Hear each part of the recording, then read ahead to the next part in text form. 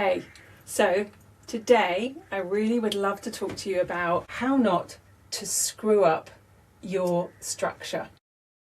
This has come up 3 times this week in 3 different ways with 3 different kinds of clients in 3 different scenarios. And whenever that happens, I always think, okay, this is something I need to talk about because it's not just these 3 people. I know for certain this is happening to many, many other people. So today we're going to dive into don't screw up your structure. Whenever you have been asked to talk, I don't know, I know this was true of me many years ago, and I know it's true of many of my clients before we start working together, and I hear it when I speak to colleagues.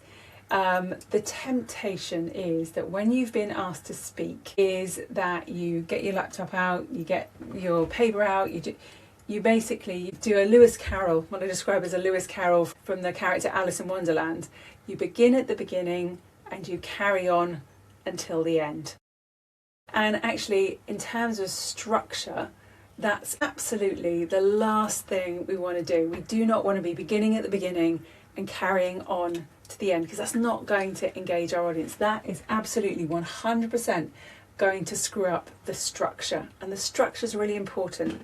When you're talking, the structure is going to carry your audience from where they are to where you want them to be. So if you screw your structure up, you're not going to carry them from where they are to where you want them to be by the end of your talk. So if you don't really clearly think about your structure before you do anything else, what is going to happen is your audience, if you begin at the beginning and carry on to the end, is going to feel a little bit like they've been taken on a forced march. You know, the thing that the military do, where you've got to carry this ridiculously huge backpack and then you've got to run through mud and go through tunnels of cold water, and you've not got enough food and you have to run up ridiculous hills and all that kind of stuff, right?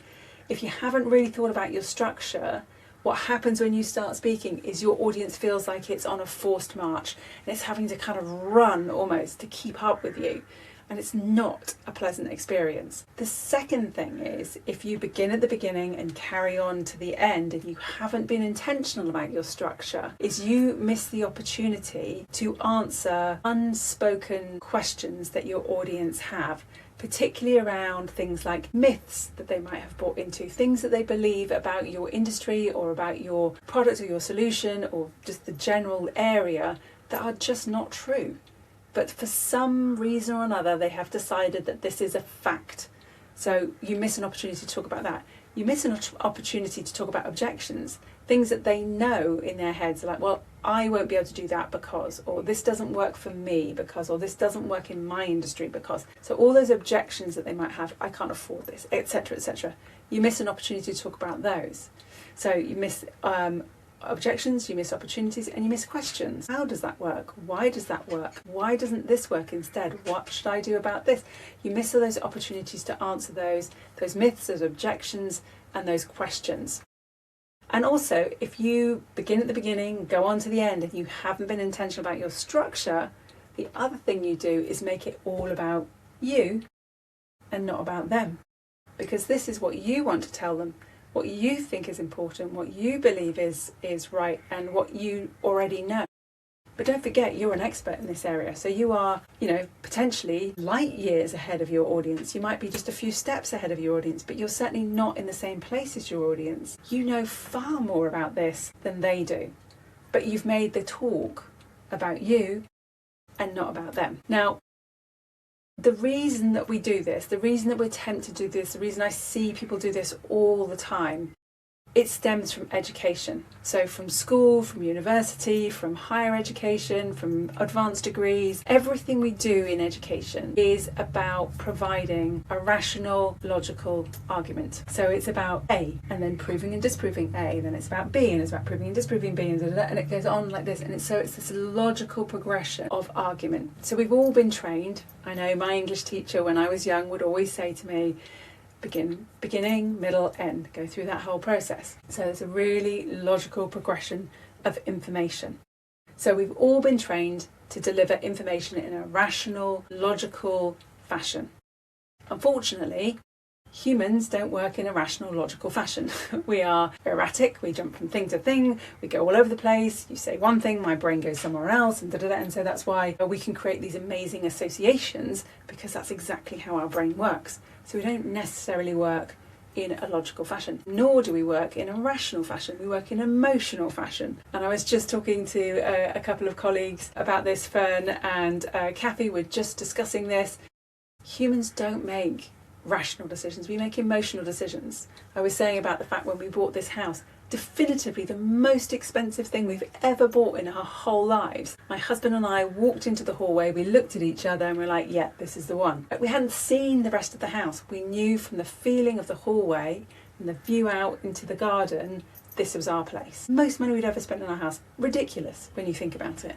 But we make emotional decisions, not rational ones. But when we've been forced by education to think about our structures in a rational way, we tend to ignore the emotion. And we have a really deep-seated fear in business. I mean, massively deep-seated fear of coming across as irrational. Heaven forfend that we are irrational, that we have any kind of emotion in our content, because it's just like, oh my goodness, you can't do that, because then you're not going to be taken seriously. And so we create this illusion of control by being rational.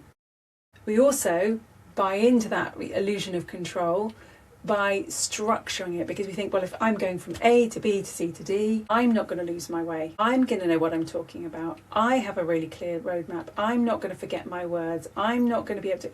And so we give ourselves that illusion of control through structuring it in such a way that we feel we're not going to lose our way during the talk. Unfortunately, all of those things are illusions, right? You don't actually have control. What you've done is sort of tightened everything up and you've made everything kind of logical and rational, and it's all just very tight. That's not control. Actually, what we're doing, if we try and do all of those things, is we create a distance, a disconnect between us and the audience. It's very hard for your audience to connect with you on any kind of emotional level if it's all just blah, blah, blah, blah, blah. We need some energy, we need something different to be able to create that connection. The other thing it's going to do is position you as like a super expert, like someone who's outside the normal realm of being, if you like. So your audience then has an opportunity to sit there and go, well, it's not the same for you because you're that much further on in your business, or you've got that much support, or you've got a much larger revenue, or you've got a much bigger audience, or you've got the... We can sit there and go, well, not the same for me. And so we can kind of step outside the thing that you're talking about, because it's not me. I couldn't possibly do that. My team couldn't possibly. That's not possible for us. And so we disconnect ourselves in that way. And then the final thing, the final cost of having that sort of rigid and not intentional structure is that you haven't addressed any of the objections, the myths, the questions that your audience might have along the way, which means they're all there unanswered. Which means when you get to Q&A, you're suddenly dealing with, I'm not going to say a hostile audience, hopefully you never have hostile audiences, but you're going to have a less ready audience, a less willing audience. So you are going to deal with some slightly difficult questions, some curveball questions, some kind of, well, why? Well, why does this work? Or how does this work? And da-da-da. And it can feel, after you've given your talk, because it all makes sense to you, because you can see the whole thing in your head, they don't have the same amount of knowledge that you do. It can feel like, well, I've just told you all this, I've explained all this, but the chances are you haven't in a way that was meaningful to that particular audience. So does that make sense? We're trying to be logical because we've been taught to be logical, we're taught to be rational. Can you see how that can create distance from your audience and make them think, well, I'm not like you, and can make them think, well, you know, you haven't answered half the questions that I have in my head. How on earth does this possibly work? I want to talk about structure, and I want to show you this graph because I think it's really important to start to think about this. There's absolutely a way to make the conversation of your talk, the structure of your talk, help your audience move from where they are to where you would like them to be and where they want to be by the end of the talk. So when it's structured really intentionally, you're going to do that. So I want you to think about your talk on two axes. Time. So this is you at the beginning of your talk, this is you at the end of your talk, this is the emotional connection that you have with your audience. And I just want to draw this out because I've seen this a couple of times today. It's we've had a sort of, this week rather, I've seen this kind of curve. It starts off, we have a little bit of a rise in the emotional connection, it dips down a little bit, we go up, we have a nice connection with the audience, and then towards the end of the talk, it drops right off again. And that emotional connection, that possibility, that sense of, yeah, we get to do this differently, dives off. And often, because people keep coming back to the problem at the end here, right? The problem needs to be over here, right? Over here, we're talking about the solution and all the positive stuff that can happen. So I really want you to think about what's coming at the end of your talk, because like I say, I've seen this 3 times this week. One was a workshop, one was a talk, and the other one was a talk as well. Slightly different talks, but this kind of dropping into the problem at the end. It's not a great structure. So one of the ways that we can address this, one of the ways that we can really make this meaningful journey, getting your audience from where they are to where you want them to be, is to start off here, right? And I want you to think of this as the status quo. Where are your audience? What are they thinking about? What are they worrying about? What's on their mind, right? Emotionally, viscerally, like in the most descriptive way you possibly can. You really want to be talking about the status quo and their problem, the thing that they are struggling with. Because if you can do that, you're really, really connecting with them.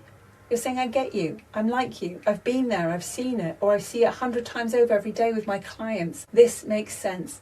And if you can do that and really, really connect with your audience in that moment, they will feel seen, they will feel heard, and they will feel connected to you. And they're like, oh, this person knows what's going on, this person gets it. Interesting. They've obviously been there, or know, they've talked people through it, coached people through it, whatever it might be. They get where we are. So then what you get a rise in emotional connection with that particular audience. So you're raising the sense of possibility almost immediately. And then at this stage, it's usually a really, really good idea to deal with a bit of a problem, an objection. So we've raised the possibility. So you say, this is what it feels like, and this is what's going on, and I bet you're waking up thinking this, and I'm sure this is bothering you, and this is, but say we were talking about marketing, but marketing's really hard. It's a black art, and it takes years and years and years to start to get better at marketing. But when you do get better at marketing, this thing happens, and then you get a nice positive result, and so on and so forth. And then once you've talked about that result, you might want to talk about a little bit of an objection, and then you might want to talk about a different kind of result or a different kind of impact that creates, and then you want to deal with some kind of objection, and then you want to go into some kind of result or some kind of approach or some kind of framework that can help you get these kinds of results. And then what you're doing here is dealing with some of those myths, some of those objections, some of those questions as you're going along, but you're also sharing your knowledge and your expertise in a really meaningful way. And so hopefully what you can see is the overall arc of your conversation has gone more like this. So starting off in the kind of like, yeah, it's a bit crap, isn't it, being down here? And we've gone through, oh, well, maybe we could do this. And I know, yeah, that's really difficult. One of the things that we do is da-da-da-da, and you go through and you go up a bit, you come down with another objection and dealing with a myth or a question that we have, and then we go up because this is the framework that we use, and that allows us to deal with all those objections, da-da-da-da, and then we're ending up here, right? So what's really important here is this sense of possibility of solving the problem, because, oh, I can't spell, solving the problem. If we can solve the problem and we've got a sense of possibility by the end, all those things that I was saying about, that sense of distance, I'm not like you, that sense of your illusion of control, that all starts to disappear because you've dealt with these things all the way through, and we feel really emotionally connected to you. So it may not be time for me to employ you to use your services. It's absolutely fine. But when I know someone who needs you, or when I need you, I'm far more likely to come and talk to you because you've created this emotional connection with me. This is a meaningful journey. This makes sense. This is not a frog march. I don't feel like you've made me come along with you. You've gently pulled me along from where I was to actually where I would rather be. Now, I might not be ready to take that journey just yet, but when I am, you are going to be top and front of my mind. Top of my mind? Front of my mind. You're going to be there. So, we really want to be thinking about how you structure your talk so that you can create that meaningful journey for your clients. Now, it might not be exactly like this. There are thousands of structures. So depending on what your talk needs to do, we would start with different kinds of structures. But this is a very classic one that helps your audience move from where they are to where you would like them to be. But we need to think about what's the outcome. What are we trying to achieve here before we can start to think about the structure. Now, I want to just quickly mention this as well. So that's obviously for one talk. So one person delivering one talk. Now, I have also been involved in lots of events and conferences, and I see a similar thing happening with each talk within the conference and the conference overall, so the event overall. So if you think about each talk as a slot of time, what I often will see is someone say, well, we need marketing to do a talk, we need finance to do a talk, we need product to do a talk, we need da-da-da. And they're like, okay, well, we'll do product here, we'll do finance there, and they fit people into these slots. And so what happens is the overall arc of the event does not follow that meaningful journey. It's not solving a problem. It's simply telling people information. And so that will now start to feel like that forced march. It'll also feel like you're being spoken at rather than spoken with. It doesn't feel like a conversation. It's just like download, download, download, download, download, download. You can feel the sense of it. It's like you're tuned out after one, let alone after 10 or 3 days of an event. So we have to think about that emotional journey that we want our audience to go on at the event. Equally, it's like, what problem are you solving? Where are the audience? What's going on? What's the status quo? And then the overall arc, we want to do the same thing so that everybody leaves feeling really positive, feeling like they know what to do, they know how to do it, they've got the support that they need, and all of that kind of stuff. So we're finishing in a really, really positive space. But then each of the talks in between will do a similar kind of job. So we have that little bit of a wiggle, and then we have that little bit of a wiggle, and we have that little bit of a wiggle, and so on and so forth. So that we are dealing with the emotional journey all the way through the event. You know, for the love of God, don't finish with finance. Sorry, all finance people, but not everybody wants to sit through the financial stuff right at the end of the day. It's not the most exciting thing. It's really important, it's really critical, and it's vital, but it doesn't need to go at the end of the day. We really want to be thinking about where we're positioning things, why we're talking about that, what's the impact that we're trying to get here. So you can see that the overall structure is really important, and then the structure of each of the talks in between. Because whether you're one person speaking to one audience, whether you are one person speaking to hundreds of people, whether you are organising an event, that meaningful journey is absolutely critical for taking your audience from where they are to where you would like them to be. And if you cannot build that meaningful journey, they are not going to take the action that you want them to take.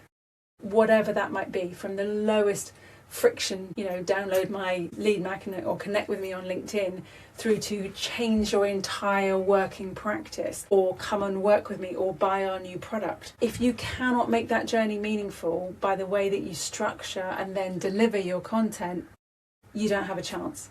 They aren't going to take that action. They aren't going to do something differently. They're not going to feel differently, because you've not connected with them on an emotional level. So I hope that makes sense to you. You can see how easy it is to really, really screw up your structure, but also how meaningful it is when you get your structure right, when you are able to be so intentional about where you are going to help your audience move to, what you're going to help them understand and see, and all the practical and psychological friction that's going to get in the way from them actually taking that action, because then you can structure a talk and you can structure an event that is going to be incredibly powerful. But otherwise, they're unlikely to take that action. I hope that's been useful. Let me know what you think. Drop some thoughts into the comments down below, and I will see you back on LinkedIn for another live next week.